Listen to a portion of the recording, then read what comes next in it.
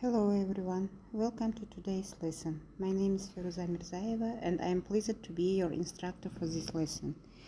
In this video we will learn about principles of teaching listening skills.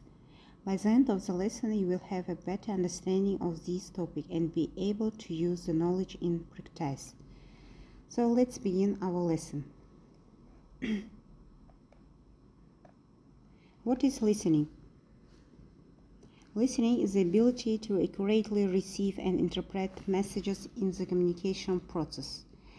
Listening is key to all effective communication. Without the ability to listen effectively, messages are easily misunderstood. Listening is one of the most important skills you can have.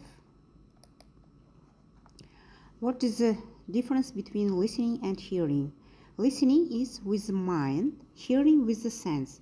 Hearing implies just perceiving the sounds, while listening means listening with understanding whatever you are listening.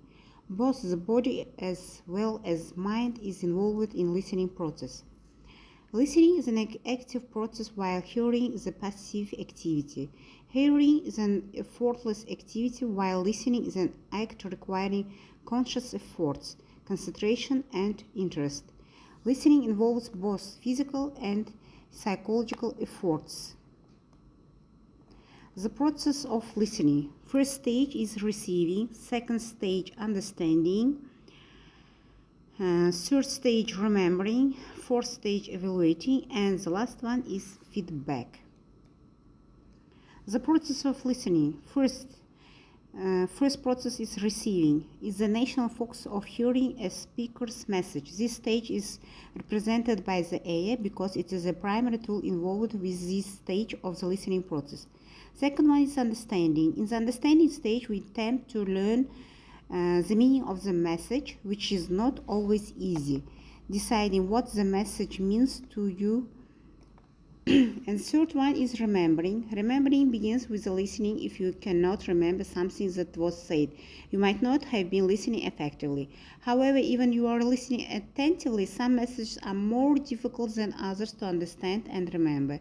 Highly complex messages that are filled with detail call for highly developed listening skills. Fourth is evaluating. Evaluating divided into three parts. The fourth stage in the listening process is evaluating. Evaluation of the same message can vary widely from one listener to another. The stages 2, 3, and 4 are represented by the brain because it is the primary tool involved with these stages of the listening process. And the last one is responding. Responding, sometimes referred to as feedback, is the fifth and final stage of the listening process.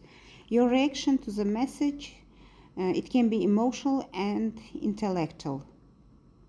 For example, you are giving positive feedback to your instructor if at the end of class you stay behind to finish a sentence in your notes or approach the instructor to ask for clarification.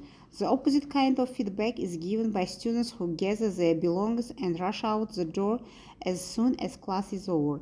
This stage is represented by the lips because we often give feedback in the form of verbal feedback. However, you can just as easily respond non-verbally. So the principles of teaching listening skills in English.